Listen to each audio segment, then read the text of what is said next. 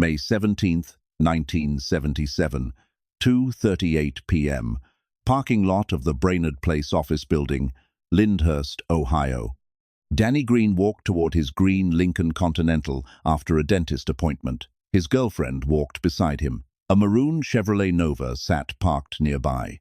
Greene opened his car door. The Nova exploded.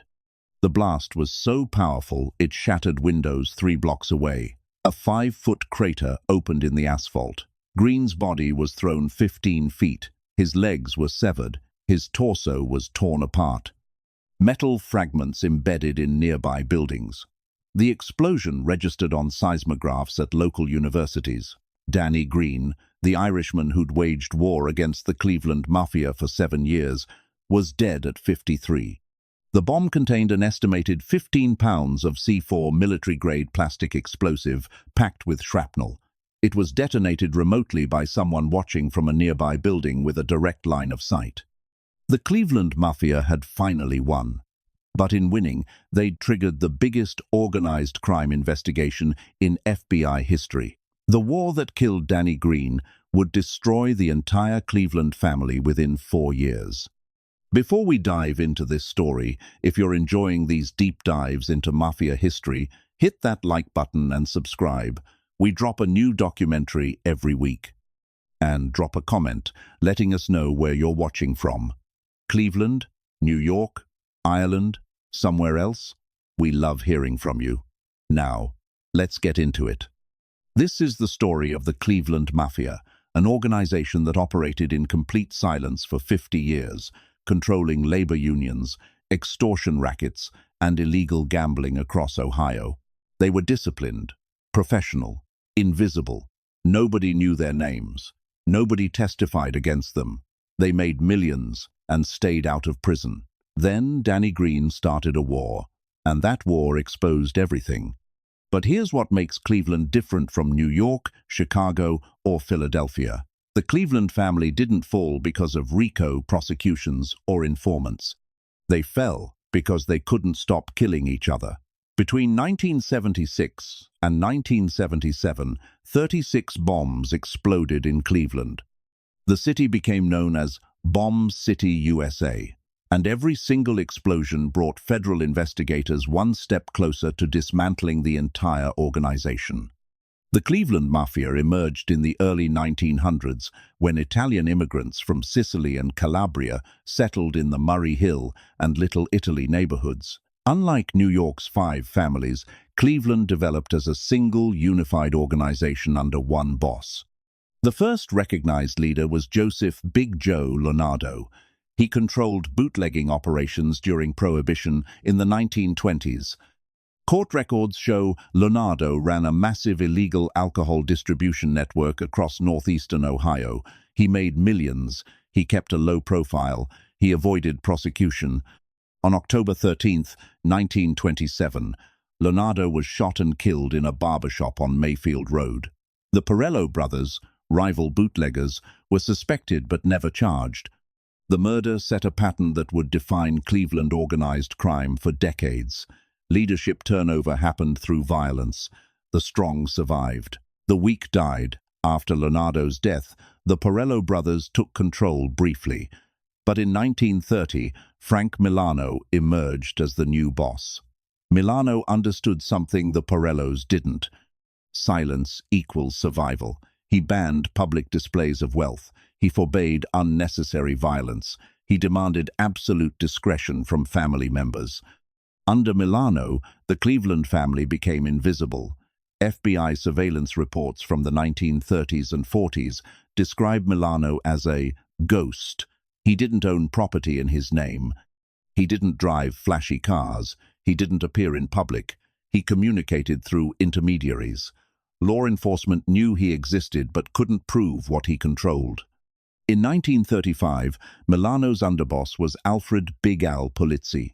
FBI files identify Polizzi as the family's operational commander. He ran illegal gambling, labor racketeering, and loan sharking operations. He reported to Milano. Milano reported to the commission in New York. The Cleveland family was officially recognized as one of 26 La Cosa Nostra families operating in the United States. They controlled all organized crime activity in northeastern Ohio. They paid tribute to New York. They attended commission meetings. They followed the rules. By the 1940s, the Cleveland Mafia was generating millions annually from gambling operations alone. Wiretap evidence from later trials showed they controlled wire services that provided horse racing results to illegal bookmakers across the Midwest. They owned the information. Bookies paid for access. The family collected percentages, but Milano never got comfortable. In 1944, he made a decision that shocked other mob bosses. He retired. Voluntarily, he moved to Mexico with his family. He walked away from millions of dollars in annual income. He disappeared. FBI memos from 1944 express confusion about Milano's departure. Mob bosses didn't retire. They died in power or went to prison. Milano chose a third option, exit before law enforcement built a case. Control passed to Alfred Polizzi. But Polizzi followed Milano's example. In 1948, he also retired and moved to Florida. Again, the FBI was baffled. 2 bosses in 4 years had simply quit. The family needed new leadership. The commission approved John Scalish. John T. Scalish became boss in 1944 at age 35. He would hold that position for 32 years, the longest continuous reign of any mob boss in American history. And under Scalish, the Cleveland family reached its peak power while maintaining absolute silence. Scalish ran the Cleveland family like a corporation. No unnecessary violence, no flashy lifestyles, no public attention. Family members held legitimate jobs as cover. They paid taxes. They avoided arrest. They made money quietly. From the late 1940s through the 1960s, Scalish controlled illegal gambling operations across Ohio, western Pennsylvania, and parts of West Virginia. FBI wiretaps from the 1960s captured conversations showing the family earned between $5 and $10 million annually from gambling alone. Scalish's other major revenue source was labor racketeering. The Cleveland family controlled several Teamsters Union locals. They extorted construction companies. They took payoffs from contractors who wanted labor peace. They skimmed from union pension funds. Court testimony from later trials revealed Scalish had a close relationship with Teamsters president Jimmy Hoffa. When Hoffa needed support from Cleveland, Scalish provided it. In return, Hoffa allowed the family access to union resources and pension fund money. The arrangement was mutually beneficial and completely silent. No murders, no public disputes, no headlines. The Cleveland Mafia operated like a shadow government that nobody knew existed. Scalish enforced strict rules on family members: no drug dealing, no unauthorized violence, no talking to outsiders, no flashy spending. Violators were expelled or killed. The organization functioned with military discipline. FBI surveillance reports from the 1950s and 60s repeatedly note the difficulty of investigating the Cleveland family. Agents couldn't identify members. Nobody talked. Nobody flipped. Wiretaps captured almost nothing useful. The family had perfected omerta. By the late 1960s, the Cleveland Mafia was one of the most powerful and well-run criminal organizations in America. They controlled millions in rackets. They had political connections. They had union power. And they were completely unknown to the public. But Scalish made one critical mistake. He never named a successor. He never prepared for his death. He assumed he'd live forever. On May 26, 1976, John Scalish died of a heart attack at age 67. He died at home, peacefully, in bed. He'd never spent a day in federal prison. He'd never been convicted of a serious crime. He'd run the Cleveland Mafia for 32 years without significant law enforcement interference. His death created a power vacuum. And power vacuums in the Mafia always lead to violence. After Scalish's death, the underboss James "Jack" White, Licavoli, assumed control. Licavoli was 71 years old. He'd been a mobster since the 1920s. He was old school, ruthless, violent, and he inherited a massive problem. Danny Greene. Daniel John Patrick Greene was born November 14, 1933, in Cleveland. He was Irish-American. He grew up in the Collinwood neighborhood. He was not Italian. He could never be a made member of La Cosa Nostra, but he wanted power anyway. Greene started as a longshoreman. In 1961, he was elected president of the International Longshoremen's Association Local 1317.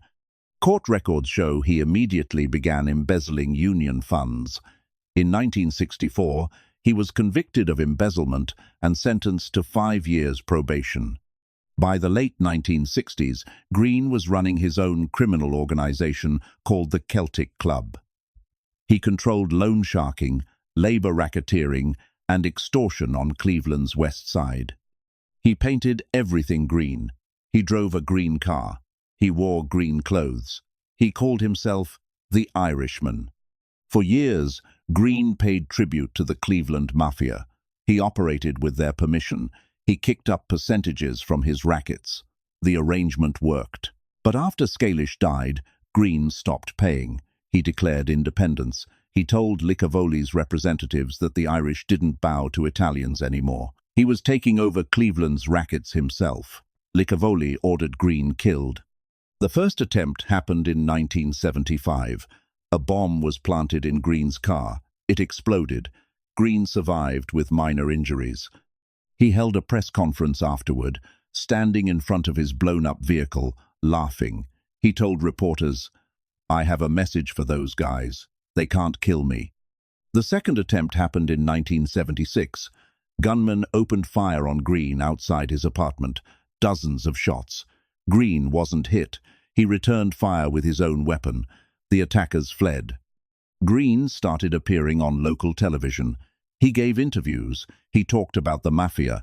He called them Dagos and Wops. He said Cleveland belonged to the Irish now. He was violating every rule of organized crime, going public, making noise, challenging authority. FBI surveillance picked up increased activity among Cleveland family members.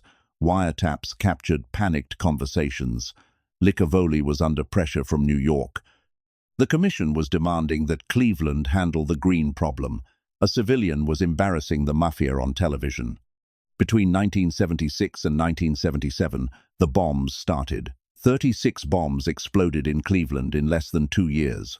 Some targeted Greene, others targeted his associates. Some hit innocent people by mistake. The city descended into chaos. The Cleveland Police Department formed a special bomb squad. The FBI launched a major investigation. Local media started calling Cleveland Bomb City, USA. National news outlets picked up the story. The invisible Cleveland Mafia was suddenly front-page news. Greene survived multiple assassination attempts. He seemed invincible. He taunted Licavoli publicly. He told reporters he wore a green bulletproof vest. He said he had the luck of the Irish. He believed he couldn't be killed. Licavoli brought in outside help. He reached out to the Los Angeles family. He asked for professional hitmen. The commission approved assistance. They sent Raymond Ferritto, an experienced bomber and killer. Ferritto studied Greene's patterns. He learned Greene had regular dentist appointments. He identified the parking lot where Greene parked. He found a vantage point with direct line of sight. He built a remote-controlled bomb using military-grade explosives. On May 17, 1977, everything came together. Greene parked his car. He walked toward it after his appointment. The bomb in the nearby Nova detonated. The explosion killed Greene instantly.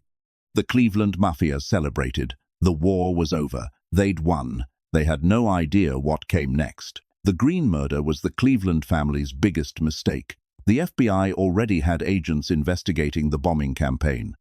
Greene's death turned that investigation into an all-out assault on the organization. Within hours of the explosion, FBI agents were interviewing witnesses. Forensics teams examined the blast site. Bomb technicians analyzed the device. They determined it was professionally built. Military-grade materials, remote detonation, expert construction. The FBI identified the Nova as the bomb car. They traced its registration. They found it had been purchased using a false name. They tracked the buyer to Raymond Ferritto.